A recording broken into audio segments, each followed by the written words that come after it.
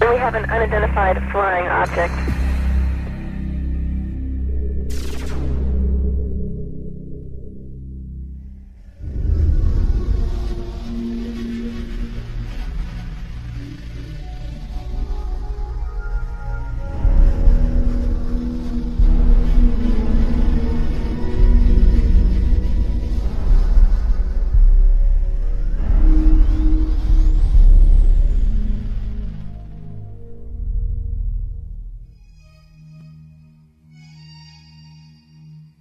Good evening, my fellow Americans. The sighting over Washington yesterday has alarmed many of you. However, please, do not... We close? Yeah, we're close. 2001 was a real space odyssey for me. Instead of flying on a spaceship to the moon, Jupiter, or beyond the solar system, I met Dan Aykroyd for the first time to talk about UFOs. That's when I knew I had to sit him down in front of a camera and just let him talk about the truth. Because if I didn't, no one would believe we had this amazing conversation. And one time I had this long conversation with Dan Aykroyd about UFOs, and I thought it was like Einstein was hiding inside of a comic genius, just so that if he told us the real truth, you wouldn't have to believe it. If Einstein had told us UFOs were real, would we have believed him? He never spoke about it. But Dan Aykroyd speaks about UFOs as if he were a full professor on the subject. So Dan, how did you get started in UFOs? What sparked your interest? What was the first thing that you can remember that happened to you that made you, ponder the question? Well, I was born in July 1952, and I guess about maybe when I was 8 years old, I found a magazine, a Life magazine, with a picture of the UFOs from that sighting on the cover, with a big inquiry. What are these UFOs? And so that kind of started it as a kid, and I asked my parents about it, and they actually couldn't tell me what they were because they didn't know. They knew there was some mystery there. Then I saw The Day the Earth Stood Still as a kid, and that was a film that directly related to maybe some of the motives for visitations from other planets. And it certainly seems accurate today if you look at the way mankind in the last 100 years has basically started to turn this planet into a cinder. 3-4 holes in the ozone layer because of industrial production around the world, nuclear testing, wars. I'm just sure, just in theory, if there were another species in the universe monitoring us or near us, they would be very interested in what we're doing to this planet, to this planet's atmosphere, and to possibly neighboring bodies. So there would be a concern there. And I think that in terms of the extraterrestrial machines that are coming and going, that may be a part of their motivation. We've just had a rash of sightings all over the planet, and we've got Iran and Turkey and Mexico. I mean, it seems like we're being invaded by UFOs. Let's talk first just about what's actually happening out there. Well, recently, the most dynamic sighting that we've seen, because it's corroborated by an actual government, is the sighting that took place over Mexico recently, where a drug surveillance twin-engine turboprop plane was at altitude, taking pictures of possible smuggling routes, and they photographed with their infrared cameras 11 unidentified objects. Some of them were in pairs and in threes, and of course, these were objects that couldn't be seen by the naked eye, but were visible on the infrared cameras. Well, the United States Air Force, after the news appeared in America, and it was covered on CNN and Fox. The footage was shown on Fox. It was shown on CNN, and in the Valley Daily News on the front page had a big headline, UFOs with a question mark, and it had pictures from that sighting. And of course, the United States Air Force had to respond, and they said it was swamp gas. So I don't know whether swamp gas is not visible to the naked eye and visible on infrared, whether it comes in multiple balls, whether swamp gas is capable of doing a complete circuit around an aircraft and then taking off at high speed and right angles into the sky. If it is, then maybe it was swamp gas. But somehow this seems to be a legitimate one, because the Mexican government decided we want to release this to the world. And this follows on the heels of the Belgian general who revealed some F-15 footage years ago of his Air Force planes chasing objects that were exceeding them in speed by twice again what his planes were going at. The French government, over the last couple of years, has released a comprehensive study on the UFOs. The Soviets have been, since the 1950s, engaged in numerous studies about landings, abductions, and the sightings. So we do have legitimate government inquiry going on. And in fact, as anyone in the field knows, the United States government for years has been covering this issue because they were compelled to cover it, because of Ken Arnold's sighting, because of the sighting over Washington in July '52, just after I was born, the famous shot of the V-shaped lights over the Capitol and over the Coast Guard station. So the government initiated originally, I believe it was, there were Project Sign, Project Grudge, the Condon Report, Project Blue Book, and then they engaged J. Allen Hynek. So, the French, Belgian, Mexican, Iranian, and Turkish governments are not the only ones who address this issue. Our good old USA government has, in fact, seen the necessity to put people's fears or concerns at rest. And as anybody in the field knows, these studies went on, and these studies revealed that, most of the sightings could be explained through conventional means, as either hoaxes or weather climatic things, but many of the sightings were unexplained. And so therein is where lies the mystery in all of this.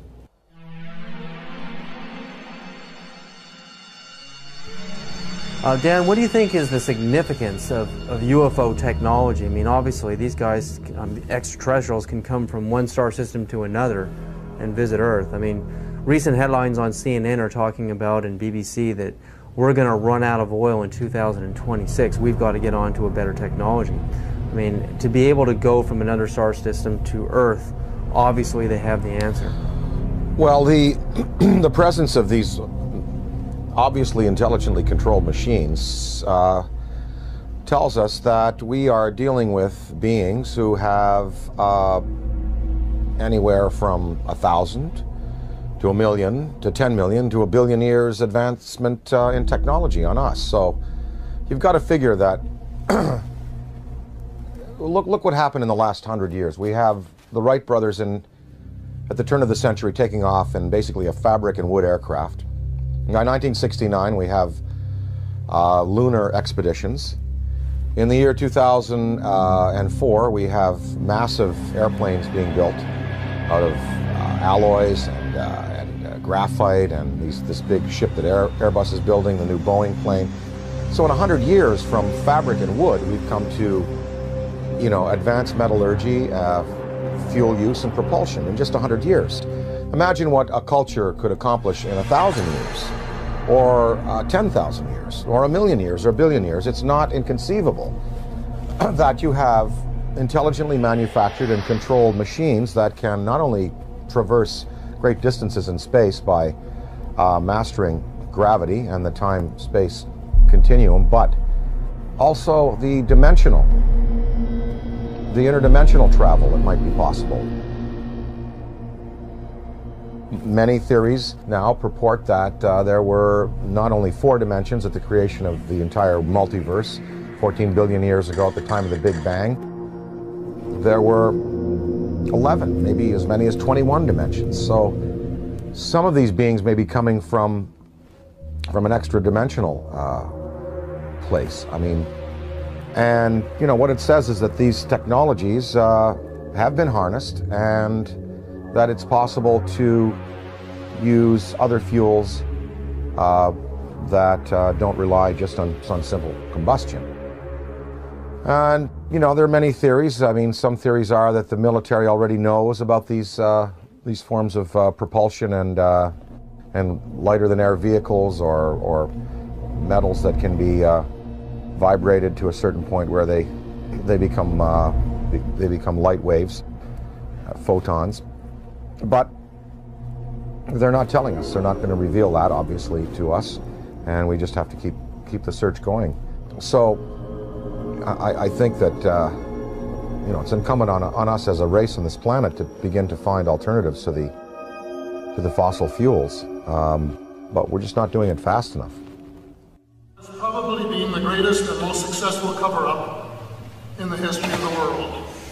UFOs are as real as the airplanes that fly over your head. That is my unequivocal conclusion. Oh my God.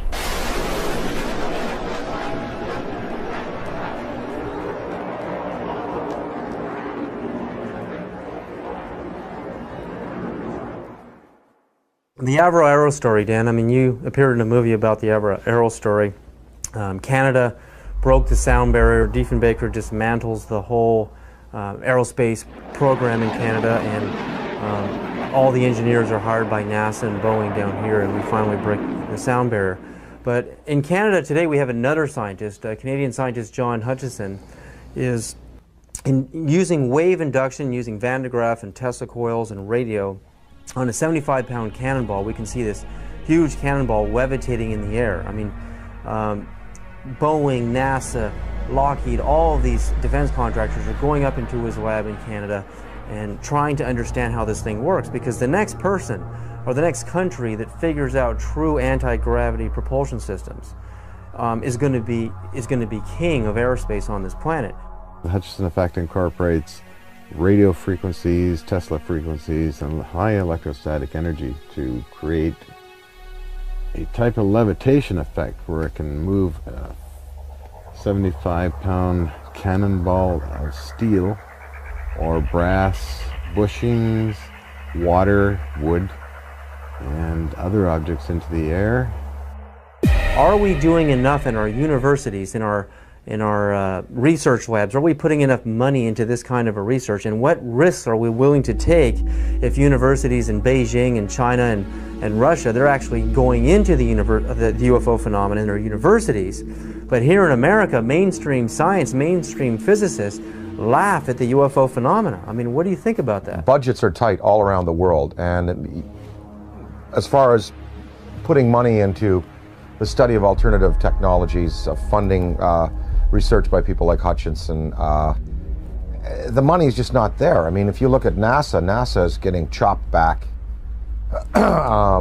because the funds that are flowing through government now are focused on the war in Iraq and other things. So we don't even have the money to keep up conventional space exploration, development of metallurgy, fuels, ion drive systems. So I don't see any government in the next 10, 20, 30, 40, 50 years really putting the money into the kind of research that's needed to develop these alternative systems and to perhaps study what is driving these intelligent machines from somewhere else.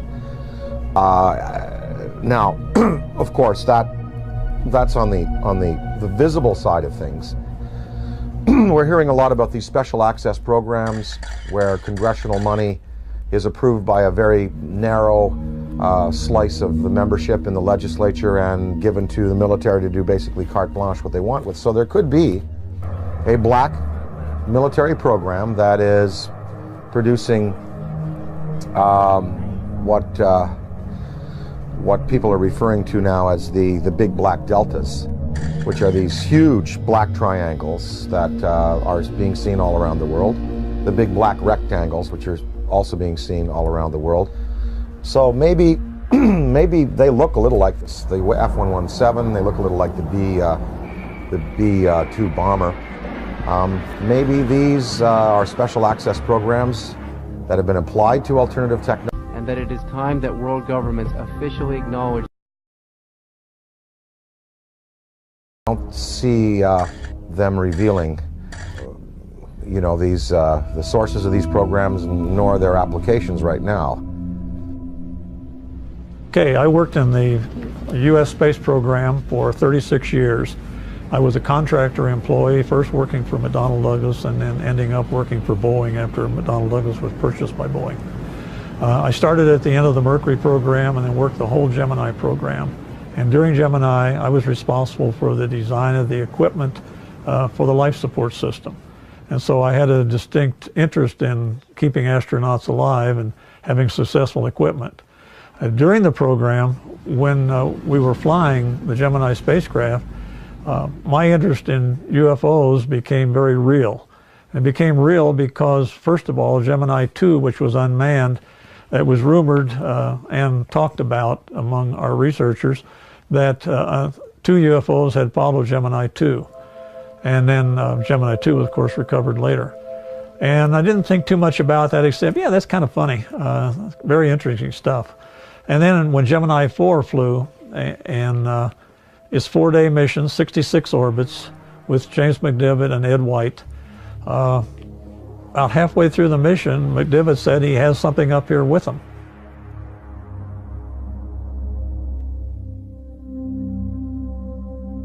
Astronaut Gordon Cooper is an American hero with a log of over 222 hours of manned spaceflight.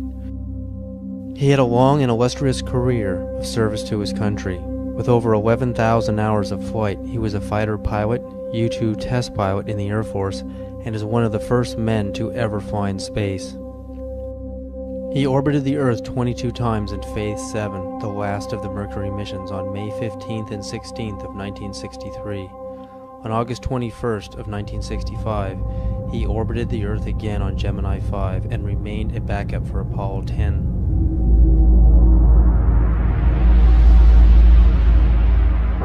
Well, I've had some occasions to know some of the people who were involved in Roswell at one stage or the other. I think there's been an awful lot of untruths put out on Roswell and an awful lot of conjecture. I think there have been some truths in it. I think definitely there was something other than weather balloon there.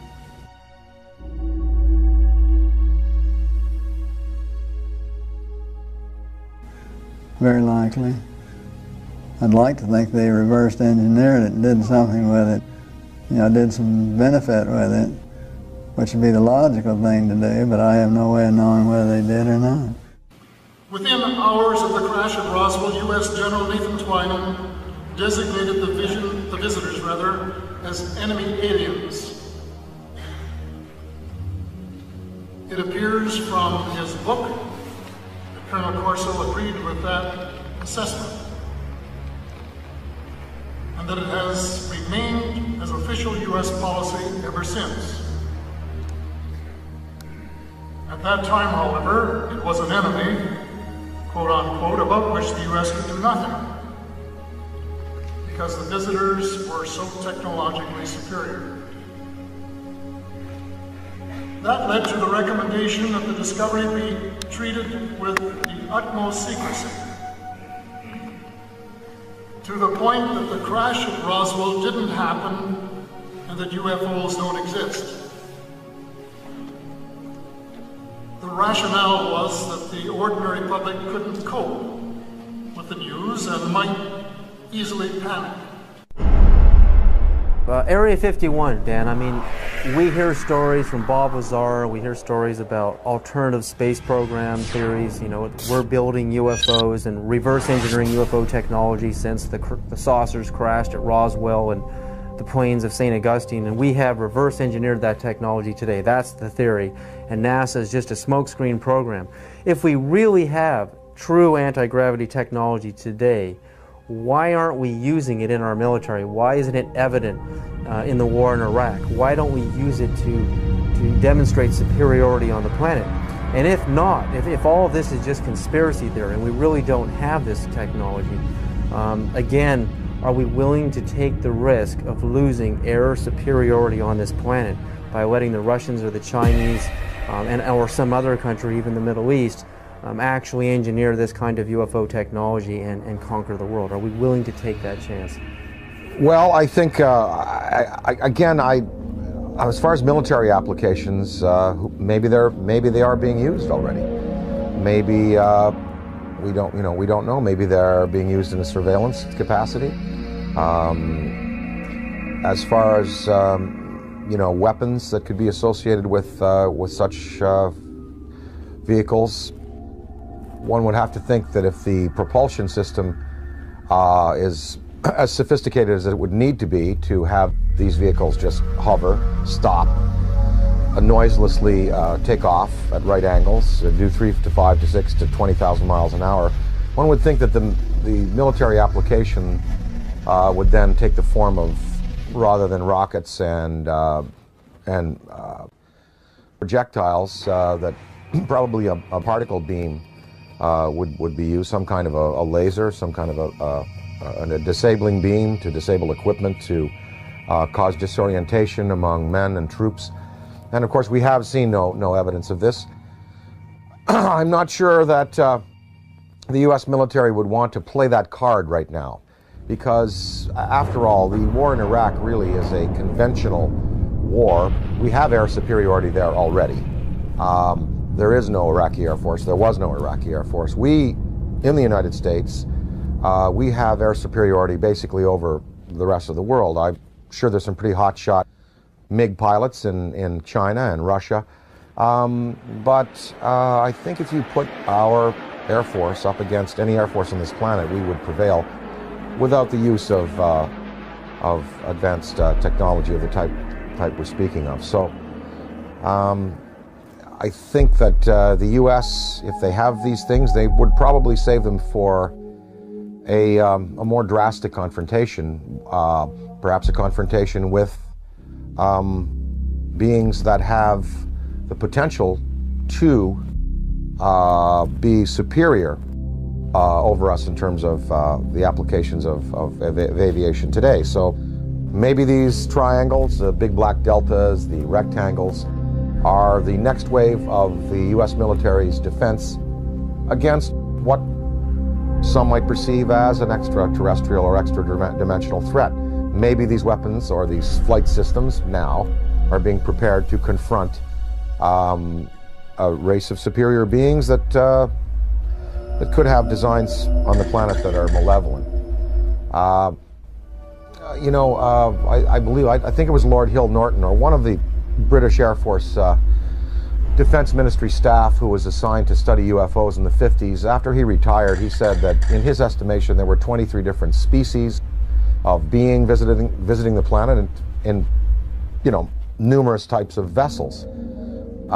We know from the NASA UFO studies that you've done, and I think that theory, there's nothing wrong with that theory that I can see that doesn't point to what you postulate, and that is that there are benevolent beings that are trying to heal the planet, hence the size of these ships that we're seeing in the STS cameras, and the fact that the ozone has holes in it, the fact that water could be a healing element there. What are these lifesaver-shaped little Dropostone-shaped ships conveying to our planet? Well, we see them coming into the atmosphere, and on the STS tapes and other forms of exposure, they're not releasing personnel, they're not releasing projectiles, and no harm has come to the planet,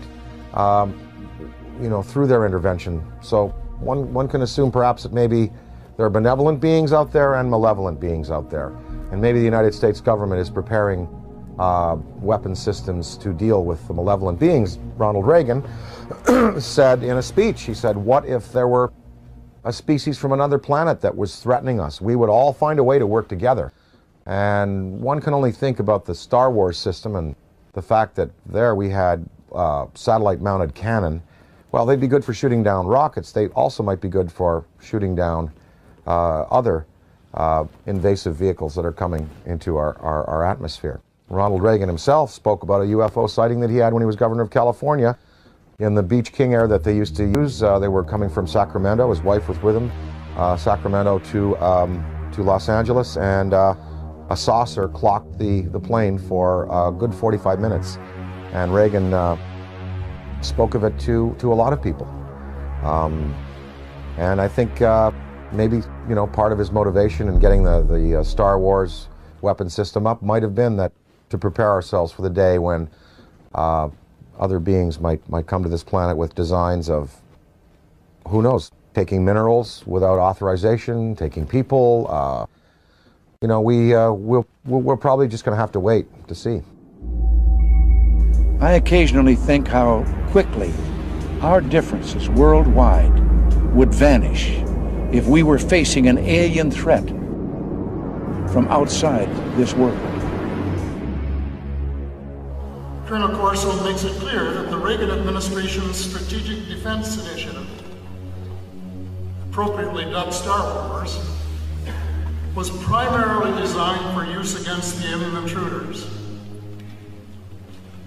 His contemporary successor, the anti-missile missile defense system, is also being designed with that as one of its principal objectives.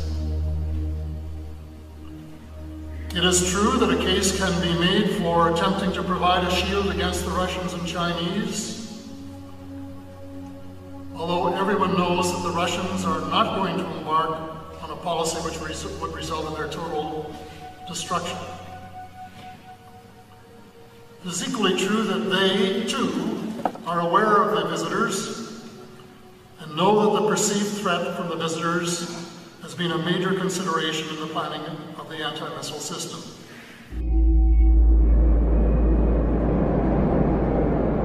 And the incident in question, as at least from my perspective, almost ignited a nuclear war, and that was 5 unidentified objects were picked up on radar coming in over the Pacific Northwest, Northern California, Southern Washington, Oregon area. As these objects approached the coast, Strategic Air Command went on a alert. We were in a defense condition, or what is referred to as a DEFCON, Defense Condition 3, which means that the nuclear forces were ready, but they weren't on a ready stated alert. We elevated that to Defense Condition 4. Defense Condition 5 is launch. When we went on our alert, the Russians were also monitoring our nuclear armed forces as we were theirs. And so they knew that our bombers had gone to fail-safe. They knew that the launch codes had been given. They also knew that the hatches on the ICBM missiles had been removed and that we were getting ready to do a launch. I know that Nixon, President Richard Milhouse Nixon, picked up the phone and called the Kremlin. The White House notified the Kremlin that these objects were not, and I repeat, not a preemptive launch by us, that they too, the Russians, had been tracking these objects as they came in over the Bering Sea.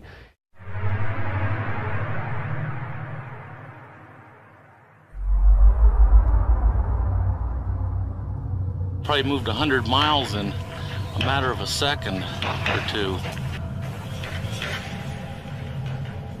When we look at alien abduction, I mean, the idea of a human being being taken and having an implant inserted into their body, I often think of how biologists, how we tag whales. You know, we put a chip on a whale and we can track them via satellite, and also how, you know, we go into a frog's pond and we pull out the frog and we spread it out on the table. Remember in biology class we used to do this, and, you know, stick the little needles in his legs and cut him open. I mean, that's how we look at another life form in another world.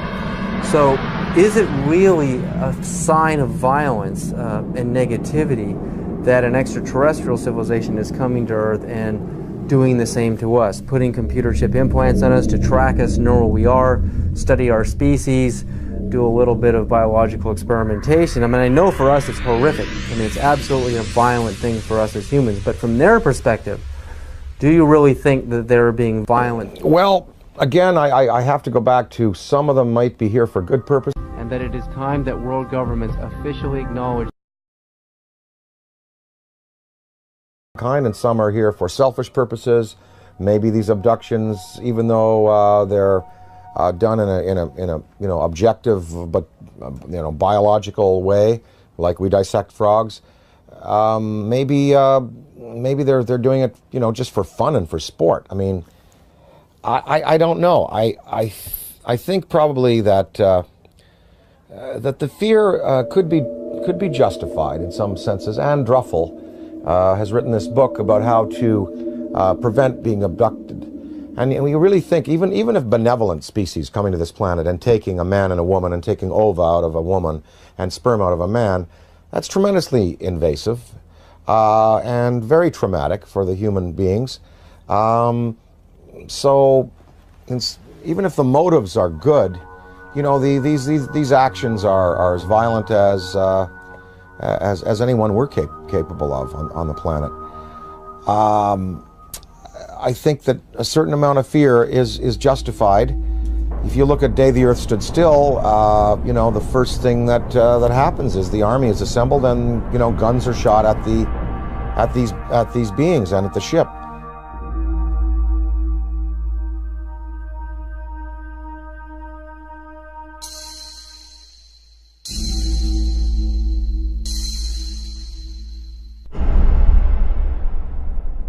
I addressed the question to Dick Cheney because I say the most important question to put to any high-ranking official is not what do you think about UFOs or have you seen one. The most important question is, have you ever been briefed on the subject? Did someone walk in your office and tell you what's going on? Because if someone walks into the president's office or some high-ranking official and briefs him on the subject of UFOs, it is for real. It's not imaginary, as the government has been saying for 60 years. So I asked Mr. Cheney, this is 3 months after he became vice president, I asked him on the air, and this is still on Diane Ream's archives, Mr. Cheney, in all your jobs in government, have you ever been briefed on the subject of UFOs? And if so, when was it and what were you told? And Mr. Cheney said, if I had been briefed on that subject, it probably would have been classified and I wouldn't be talking about it. January 22nd, 1997, I noticed 3 amber orbs now at a distance far west on the horizon. And I'm thinking, wait a minute, even though they're in a line formation, they were amber, they were in a formation, they were hovering for minutes. As I'm pointing like this, they reappear in the same spot. And I thought, I have to get a picture of this. And I ran upstairs, I grabbed my 35mm, get out onto the balcony. As I'm ready to shoot the 3 bottom orbs, suddenly 6 amber orbs in a row, totally equidistant from each other, massive span across, pop up. On March 13, 1997, over 10,000 Arizona residents witnessed the single most spectacular UFO sighting in the 20th century. Headlines surged the nation, and Arizona residents demanded answers from military and state officials. A mile-wide UFO was seen from as far north as Flagstaff, Arizona, and then the giant triangular UFO hovered above the great city of Phoenix, Arizona, where Dr. Lynn Ketai shot this amazing videotape.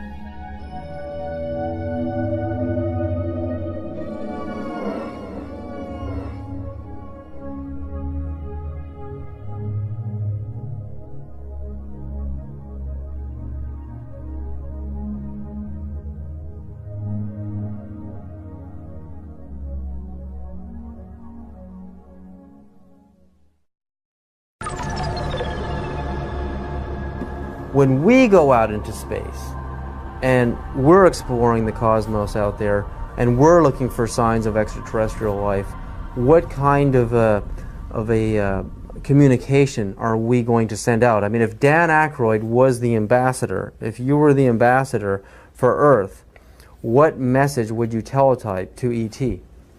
If I were to speak for mankind to these beings that were coming here, I guess what I would say is, let's go to some neutral place. Let's have a meeting with scientists from all around the world leaders. Let's sit down and basically have a sort of a forum with you, the extraterrestrial or extra-dimensional beings. Let's sit down and kind of get to know each other. And, human instinct is pretty good, and I think it would almost like be a sort of a G8 style kind of summit with world leaders, scientific leaders, and these beings, and you'd sit down with them and you know, after about a week, or even a couple of days, or maybe a few hours, you would really sort of get a sense of what they're up to. But of course, you know, childhood's end, Arthur C. Clarke's great story. It looked like these beings were benevolent, even though they had a malevolent appearance. And in the end, we find out that they meant no good for our planet. So I think it's important that some branches of the military and police be briefed on these in a very real sense, and be told, you know, they are real, people are being abducted, there is mind control in play here, and that we do have to be vigilant. Now, if we knew that there was a purely benevolent race, like if something happened in Iraq where all of the electronics went out in the American military and all of the insurgents' rifles jammed, or we saw all of the polluted waters in North Carolina from the pig farming completely healed overnight, and different signs like this, then we would know we're dealing with a benevolent species, and then we could really be open and welcome. But then again, we would have to be cautious, because beings with that much power could give the impression that they're here to help when really they're not. So the verdict is out on all this. We just don't know which ones are benevolent, which ones are malevolent, and the degree to which they're going to continue interacting with our planet. But what would really help is if the United States military and police and government open it up to their staffs and say, look, this is something we really do have to consider, because, you know, maybe the defense, the survival of our species could well be at stake. If you look at the history, you know, from, say, Ken Arnold's first sighting in '47, going back to the Bible, Ezekiel's wheel, going back to the medieval manifestations of little saucers and UFOs, that painting of the Madonna that's very famous, in which it appears, up to now, there have been no mass murders by these beings. There's been no mass destruction of cities, but hundreds of thousands of people have been taken out of their lives, subjected to surgical experimentation, released back into the population, and are suffering trauma today for it.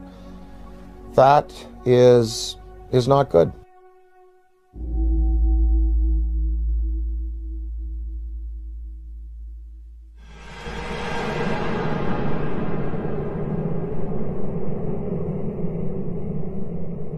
The idea, I mean, like in the movie Close Encounters of the Third Kind, the meeting on the dark side of the moon in Devil's Tower, Wyoming, I mean, it seems like the logical thing to do. I mean, we have a communication, a teletype message, we have a place, a location, and a time, and we isolate it from the public until we know it's safe. I mean, we check each other out. I mean, this seems like the most logical thing to do, you know, even rather than meeting on the White House lawn. I mean, this is the way we would like it to happen.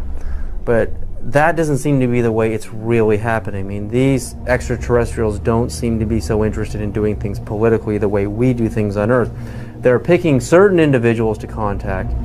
They are zeroing in on those individuals. But now, I mean, there are so many sightings going on all over the planet. I mean, it's just amazing. I mean, Iran, Turkey, Mexico, Venice, California, Sonora, California, Texas, Death Valley. I mean, the reports are coming in every other day now. It seems like we're heading towards an omega point. I mean, what is about to happen? I mean, is this all just a coincidence that more and more people have video cameras, or do you really think, you know, there's a major unprecedented communication that is about to happen between our extraterrestrial visitors and humanity? Or again, is it the video camera question? More camcorders? There are definitely more video cameras out there, and definitely more sightings, and definitely more credible witnesses. You know, the biggest thing in ufology in the 60s was Herb Shermer, the Nebraska Highway Patrolman, who was at the Ashland Oil tank farm out there in Nebraska, and he writes in his diary, you know, saw flying saucer, and then under hypnosis, turned out that he was taken aboard and informed of their intentions. Barney and Betty Hill. I mean, these were the key cases. Shermer, Barney and Betty Hill, the Pascagoula incident, Travis Walton. Now There are hundreds of cases like this. And I think that because it's in the consciousness, because we have, you know, a poll saying basically half of the world believes and half doesn't, we're reaching a point where, as Stephen Bassett talks about his time clock, it's like the nuclear time clock that we had in the 50s before we blew the world, you know, before we blew the world up. The theory that once the hands got to midnight, that's when all the nuclear weapons in the world would be discharged. Well, we've stopped that nuclear clock, thankfully. But as far as the UFO clock, he says we're 1 minute to midnight now, meaning that in a minute to midnight, something really, really spectacular is going to happen. Now, whether that's a mass appearance, whether that is, you know, come over to the Yankee Stadium during a game, I think possibly the next, maybe even in the next 5 years, we're going to have occasions like the one I experienced in upstate New York in the mid-'80s when I woke up in the middle of the night and I said to my wife, they're calling me, I want to go outside, they want me to come outside and see. He said, who? Something outside wants me to come out and say, oh, just go back to bed. I went back to bed, but in the next day in the media, in newspapers, in radio, all over upstate New York and Ontario and Quebec and Vermont, people spoke about this urge they had to go out of their houses at 3 in the morning and look up into the sky. And 12,000 people shared this urge. And they went out and it was a big, big news story. And of course the Air Force said that a Chinese rocket had exploded over New York State. And what people saw was a massive, miles-high pink spiral in the sky above the Great Lakes. In Hull, Quebec, Canada, a few years afterwards, there was a story of several hundred people, almost 1,000 people in this community, Gatineau, north of Hull, Quebec, Canada, in the Quebec province, sharing this urge to come outside and look up into the sky, and they also saw an apparition. So there are going to be more of these mass sightings. And, you know, the day that 1 million people in Idaho at a rock concert or something see it, that is when you're going to really get the conventional military and police sitting down to say, well, it's time to throw the Brookings Institution report out and lay it open to the people and let the people decide, you know, what must be done in conference with our state leaders.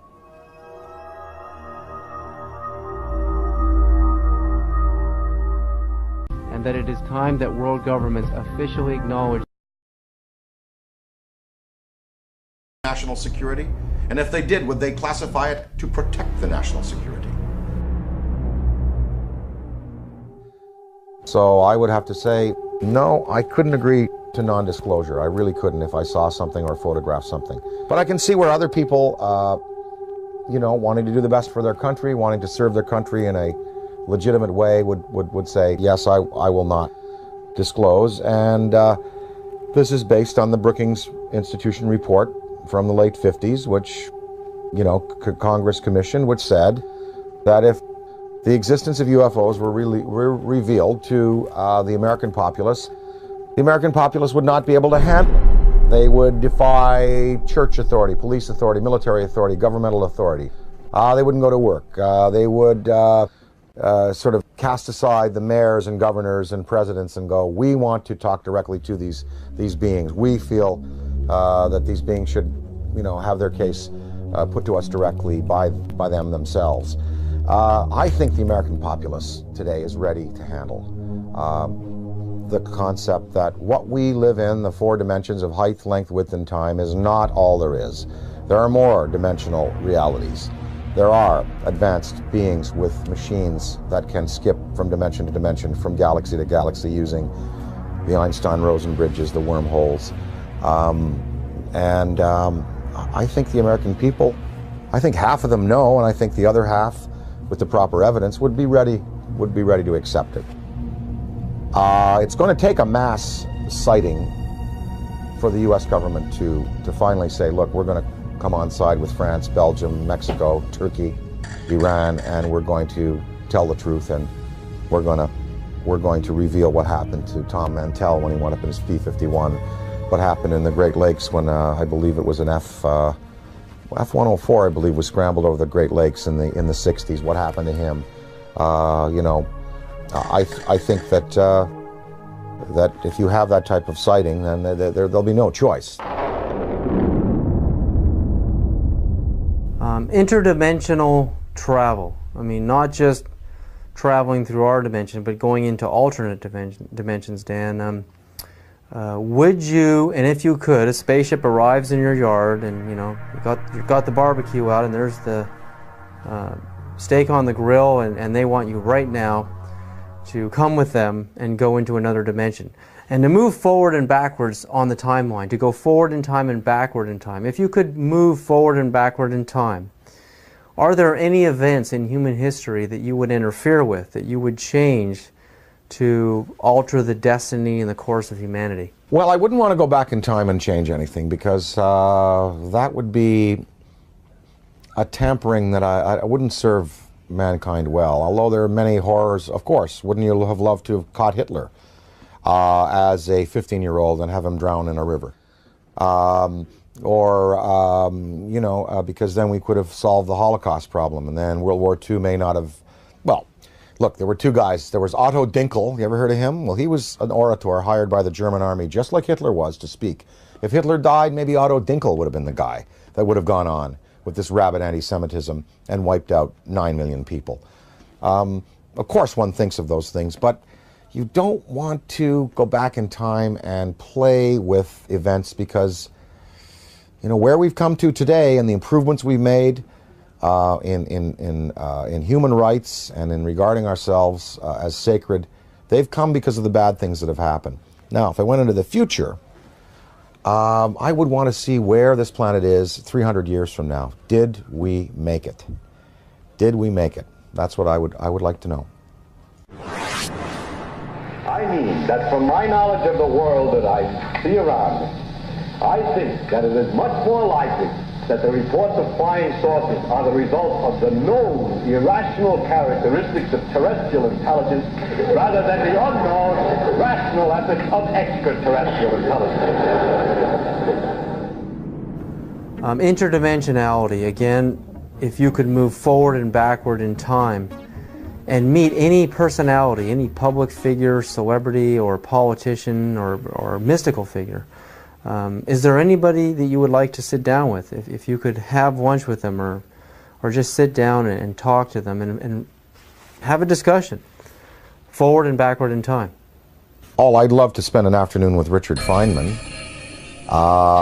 Would love to sit down with Heisenberg, and of course, you know, Einstein, Niels Bohr, Max Planck.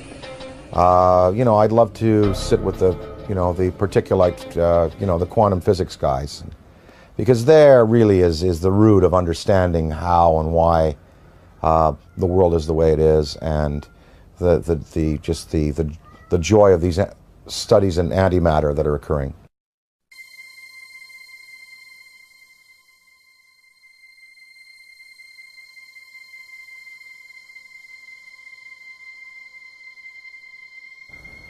Everyone you picked is a physicist, a scientist, and I often think about how spirituality and science are merging, how they're kind of coming together. I mean, what ancient civilizations thought of a universe was really the Earth and the Sun and a few planets. And now with the advent of the Hubble telescope, we can see that the universe is far bigger than the ancients had ever imagined. So while science and religion are merging on some ideas, in other areas they're just far off. But to make matters even more complicated, the idea of parallel dimensions or parallel universes, I mean, it's just getting so vast out there. How do you map a multiverse? You know, I've talked to some guys, they say that fifth dimension, sixth dimension, could be right here by my ear and could be a millimeter wide and a millimeter across. You don't, because you're talking about, dimensions that defy any kind of dimensional understanding.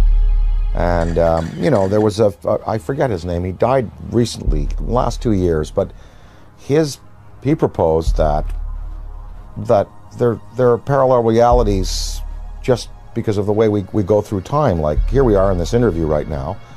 Well, what I said and what you said and what we all did 2 minutes ago still exists somewhere, because we just did it. It's there. It's like a wake we've left. And if you had a time vehicle, you could go back to 2 minutes before and stop and see what we're doing 2 minutes before. You go back to your high school days. You go back to your days as an infant. And those realities are still existing alongside what we're progressing through. You know, it's all a beautiful, beautiful mystery. I am here because I am a writer, a performer. I find it entertaining. I'm not a scientist.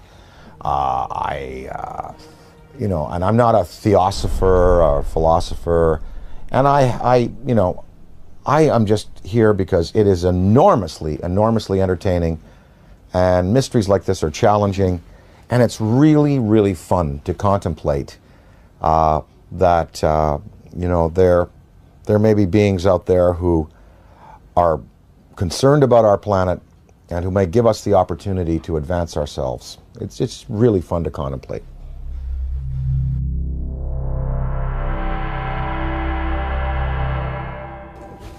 All the physics that we know on this planet, quantum physics and conventional physics and metallurgy and you know, all of it, it can really encompass a theory of how these ships move. I mean, you've done it yourself, David, proposing, you know, that if you can convert, you know, a mass to a state of, you know, of photonic energy, then there is no mass anymore, and you're looking at pure light. You're looking at anti-gravity. You're looking at something that can be, you know, harnessed in waves. Well, what is the fuel? Well, people, you know, Bob Lazar talked about, you know, this element 115 that was put into these generators to boil mercury and to be used as gravity tractors. Maybe that's it. I don't know. I mean, they must be using a fuel that's unavailable to us. Does it give off radioactive waste? What is the cost to them? For instance, the Venice UFO that you recently showed me, and I covet that tape. That's amazing. Because you see the metallic quality of the object, you see the force field around it, you see it spinning. It was May 2nd, 2004, approximately 11:30 a.m. And I was walking from my apartment with my girlfriend down this alley right here. And we were just sort of walking this way, and I looked up over at those phone lines, and we saw something that we really couldn't make sense of. It was a very shiny, you know, metallic disc. So we turned the corner here, and this is basically where we're just looking at it. And we're pretty much like, okay, that's not a balloon or anything we're familiar with. So we sort of kept walking to the corner and just stared at it for a while until it hit me, you know, that this was really something. There was a man also looking at it, sort of a bystander, and he said, wow, do you guys see that? And that's when I realized all three of us were looking at something extraordinary. What is the environmental cost of running these machines? Are they clean or are they not? Is there some, wherever, you know, they came from, is there some place they have to go back to after their journeys are finished to dump whatever they've used up in terms of fuel, like we would a bad fuel rod in a reactor? That is a question I'd like to know. I'd like to ask is, you know, are you a clean burning vessel, or is there some cost that you pay like we paid for atomic energy? When we consider that it may be possible to take mass and reduce it down to zero, make it as light as a photon, we can start to approach this whole light speed phenomena from a whole new direction. I mean, we're going to be able to do this. This is the only logical answer. There are no fissile nuclear materials in the universe as we know it to produce the kind of energies in a steady stream that you need to get mass up to that speed. There are no fissile nuclear fuels that can produce 1 trillion electron volts all day long. And wormholes are even more exotic. The idea of, you know, bending and folding two spaces of space-time together and creating a shortcut wormhole to vector in between those 2 points, according to Kip Thorne, who wrote Black Holes and Time Warps, that the energy required for a wormhole is 100 million suns. The negative energy they put out for an entire year. There are 100 million suns in our galaxy alone. That means all of the negative solar energy coming from our suns in this whole galaxy, the total energy for a whole year is required to create a wormhole. Where has any extraterrestrial civilization or our civilization going to get access to levels of energy that high? It's never going to happen. That's why I've reversed the table here. I said, you know, you have to ultimately get frustrated with the idea of increasing energy en masse. You have to just, it's like banging your head against the wall and trying to cram it through the wall. You will never be able to do it this way. So the new way, as I propose, is to make this all possible. And when you consider UFOs coming in, stopping on a dime, and then accelerating and turning out into space, any Air Force pilot can tell you that stopping on a dime, the G-forces are going to throw you right through the walls. Yeah, you'll be crushed. And then sudden acceleration is going to do the same thing. It's going to destroy the body of the pilot. So this new approach and this new idea, I mean, this is just the inception, it's just the beginning, but I think this is really the only avenue that we can look down right now and the only way we can see solving this problem.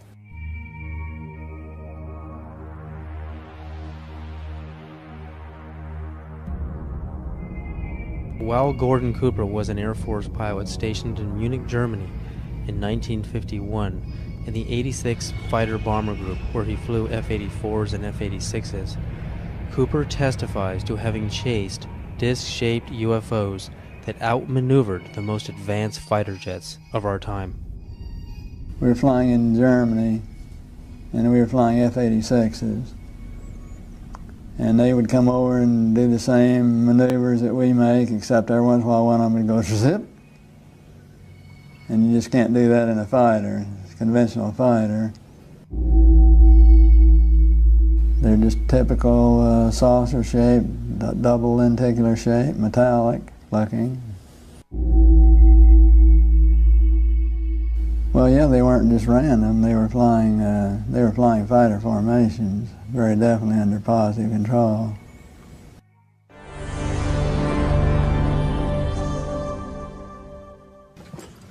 I'm here to announce that the second annual Exopolitics Expo, X-Conference 2005, was concluded on Sunday, April 24th.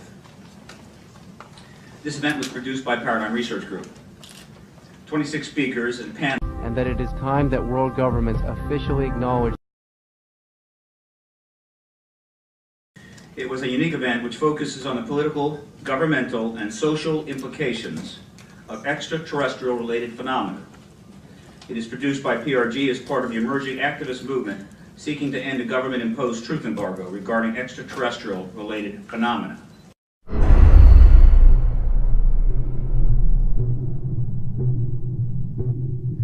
Do you believe, and describe, do you believe that your show was shut down for national security reasons? And tell us a little bit about what happened with the show out there. Well, what happened, we sold the show to Sci-Fi Channel, and it was called Out There, and I basically interviewed all of the people that I admired in various fields of study, like Colin Andrews from the Crop Circle movement, Linda Moulton Howe, the expert on cattle mutilations, John Mack. And let me just put a pin in things right there, because John Mack has taken the study of abductions, UFOs, right out through the other side, and he's going, yes, we know they're here, we know they're coming, we know people have been taken, we know there's experimentation going on, we know people have been told about agendas. What we now have to do is use that as a key and as a motivation to socially transform this planet to a more peaceful, more loving, more tolerant state. So his movement, the movement for social change, has just accepts as a fact abductions, UFOs, interplanetary intervention, and what he's doing is taking it out through the positive side of it and saying, now we must use it to socially transform, and I think his message is great. But I talked to him, I talked to the Allagash guys who were taken in the canoe on that trip in Pennsylvania. The last show we did, I had both Bassett, who has the UFO time clock, and then Greer. Both Bassett and Greer were there. They were my two guests for the day. Well, the show was canceled that afternoon. And I was outside, before I knew it was canceled, in between the interviews. And I was outside, and Britney Spears called me because she wanted me to appear on Saturday Night Live with her. And so I was outside having a cigarette, the phone rang. Oh, Brittany, how you doing? Oh, sure, of course I will. I turned away like this. I turned back, and there was a black Ford across the road, a black Ford sedan. And I was trying to look at the plate, and the plate seemed kind of like fuzzy, and I was, definitely a police car. And two guys were there, and a big, big, tall guy got out of the back seat, and he stood in the street on 42nd Street it was. We were at 42nd Street and 8th Avenue, and he looked right at me.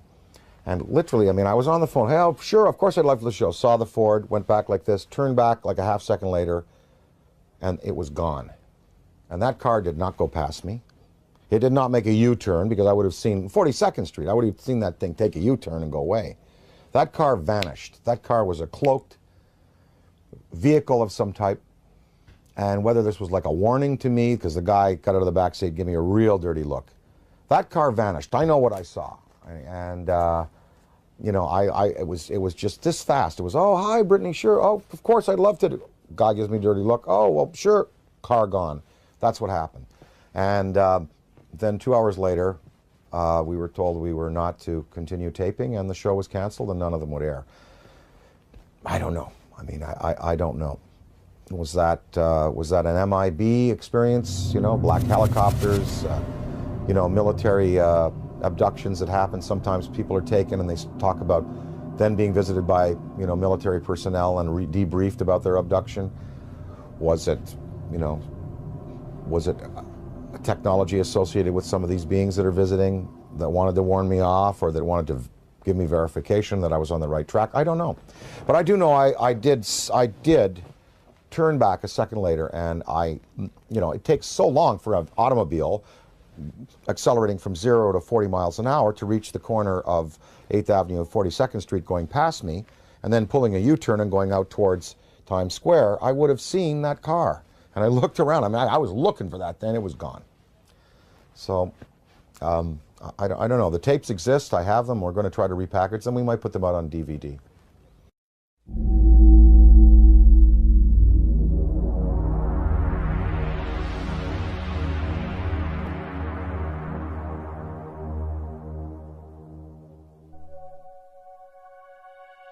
I was having some cameramen film the installation of a precision landing facility we were putting in right on the edge of the dry lake. And this saucer flew right over them and put down 3 little gear and landed out on the dry lake bed. And they went out to, picked up their cameras and moved on out toward him filming. And he lifted off, put the gear back in the well, and climbed out at a very high rate of speed and disappeared.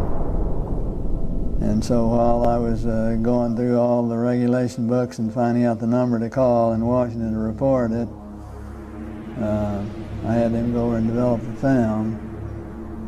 By the time they got back with the developed film, I was on the higher and higher and higher level officer talking to me. Finally with the colonel telling me to when the film arrived at my desk, to put it in the carrier pouch. There would be a courier there at my office by that time already, and they'd arranged for him to fly in our base airplane back to Washington with these films, and do not run prints, etc., etc., etc. We didn't have a chance to run it. I had a chance to hold it up to the window and look at it. It was certainly a good film. Well, by this time I was involved in the research and development and doing very classified programs myself, at the test center. So I knew that we didn't have any vehicles of that kind, and I was 99 and 9/10% sure that the Russians didn't have any of that type either. So at that point in time, there was no doubt in my mind that this vehicle was made at some other place than here on Earth. And, yeah, well, Buck Rogers and Flash Gordon coming true. Dude, I got it, man. Probably moved 100 miles in a matter of a second or two.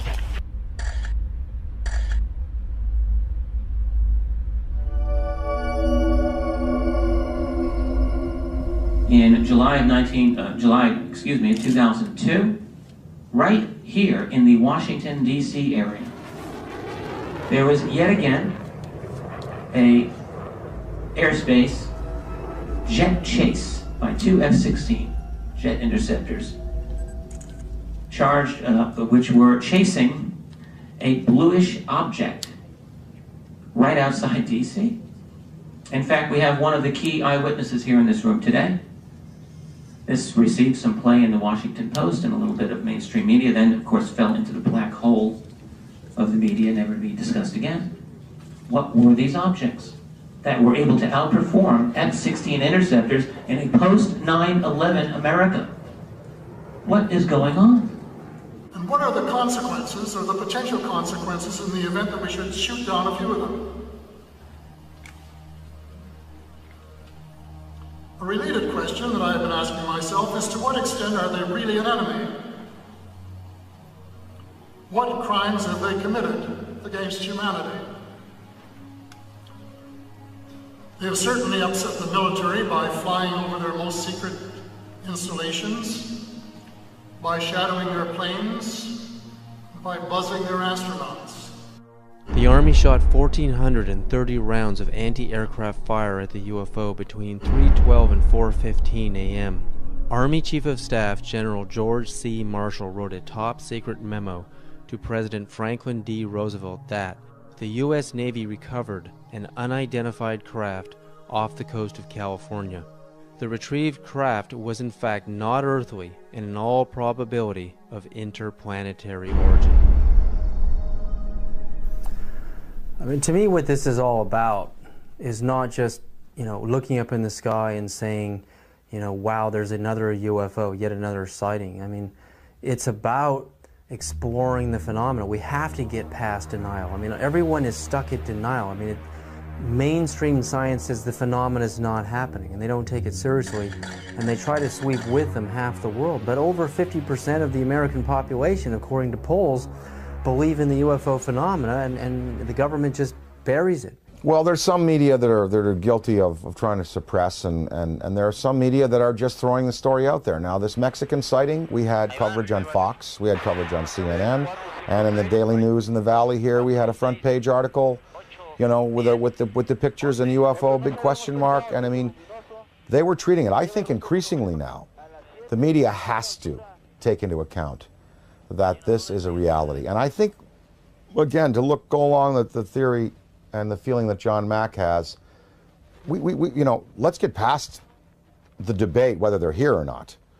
Let's start to analyze who they are, how many of them are there, what kind of systems they're using, what their intentions are to us here on their planet, and can we utilize this knowledge to better ourselves as a species.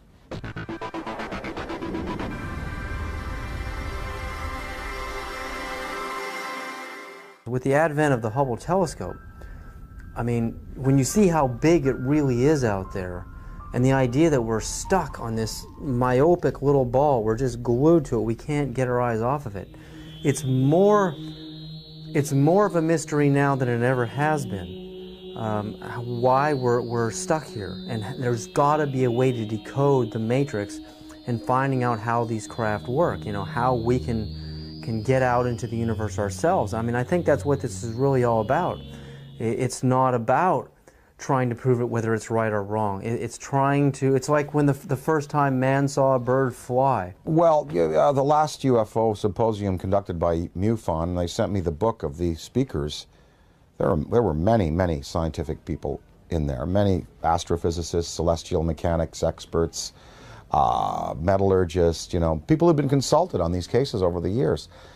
No, I mean, when you have John Callahan, an ex-FAA supervisor, saying, yep, they're real, When you have John Schuessler, who was a Boeing engineer, now running MUFON, and saying, yep, you know, they're real. When you have, you know, pilots and personnel in the police and military coming forward in the Rockefeller Report and in the Disclosure Report saying they're real. When you have a Belgian general on television showing you a tape from a fighter which is filming an object escaping at high speed. When you have this Mexican case, you know, I think we can pretty well put it to bed and say, yep, they're here, they're doing things to us, with us, interacting with us. Whether we've had, you know, official military contact, again, that goes into the black box area, but there should be no debate anymore. UFOs exist. They are intelligently manufactured and guided technology from somewhere else, not this planet.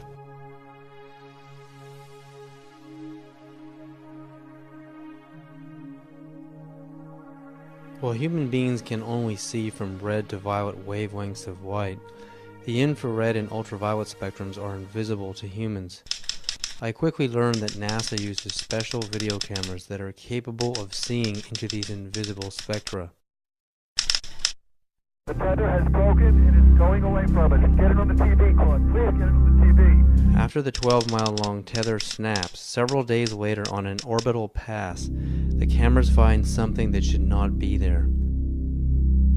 In the NASA STS-75 tether incident of March 1996, we find NASA using ultraviolet light-sensitive video cameras.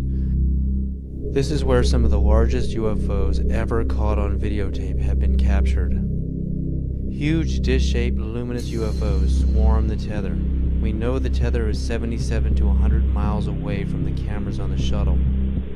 The UFOs pass behind the 12-mile-long tether, so we can therefore use the 12-mile length of the tether to measure their minimum diameters. Some measure between 1 and 3 miles wide, making them literally motherships. In Project Blue Book files, UFOs with these same features have been reported several times as shiny metallic discs with dark centers.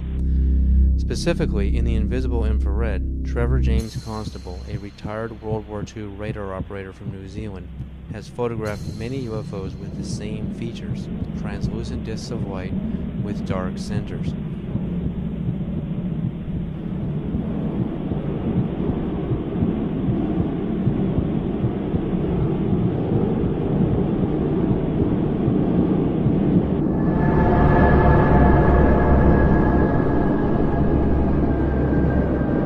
And that it is time that world governments officially acknowledge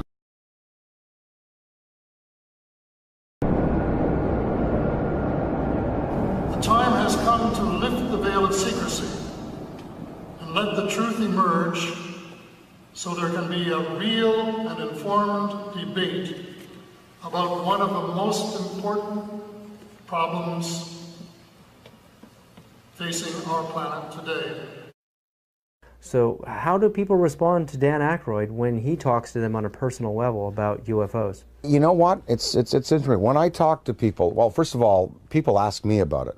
They come to me and they say, oh, well, you know, we saw an interview, we heard an interview, they heard the thing on Art Bell that we did. They come to me and ask me about it. So it's not like I have to go out there and crusade and say, hey, did you hear about the latest Mexican case? They've seen CNN, they've seen Fox, they've seen the Daily News.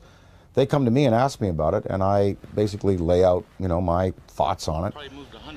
I'd say half the people that I speak to about this have either seen themselves, heard about it from a credible witness, or are willing to accept.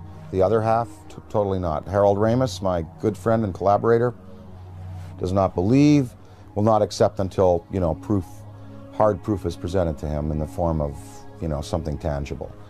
And so what I've been able to do is just open people's minds a little bit and let them think about it. And of course, the greatest proof are the kinds of tapes that now exist, the kind of videos that exist. Usually when I show some tape of some different things that have been exposed to me, well, it's pretty convincing. And then at that point, people have to go away and accept that, you know, that these things are a part of our reality. Well, what I'd like to, you know, what we'd all like to affect is some positive change in the world and try to help the tipping point where good tips to overflow evil in the world. I mean, you know, we know there's good and bad out there, yin yang, black, white, and you know, there are you know, there's tremendous divisiveness in the planet, and you know, perhaps this study and this understanding of things that are greater than we have accomplished technologically will lead us to a spiritual awakening, one that helps us respect other beings out there in the universe and other dimensions, and also in our own 4 dimensions and here in the physical world that we live in. The sacredness of human life, the willingness to get along a little better, to relinquish materialism and territoriality in favor of a more comprehensive worldview, in which we unite and we all feel the energy within us as part of a universal light. Gotta thank you, Dan, so much for this interview. I'm very grateful. I really believe you're one of the greatest minds in our world at this time. Thank you so much.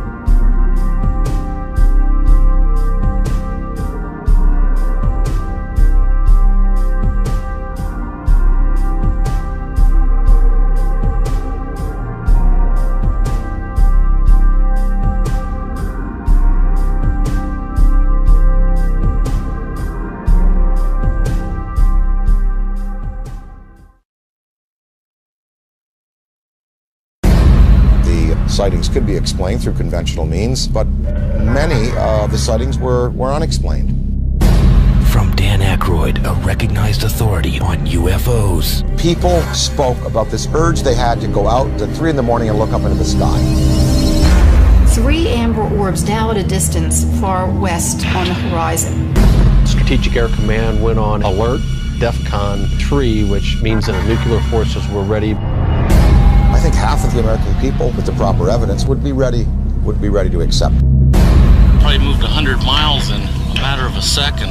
It was a metallic disc, and that's when I realized all three of us were looking at something extraordinary. 5 unidentified objects were picked up on radar coming in over the Pacific Northwest. 12,000 people shared these mass sightings. Looks like you got an object right in front of you, Mark. Can you look out there? There should be no debate anymore. UFOs exist.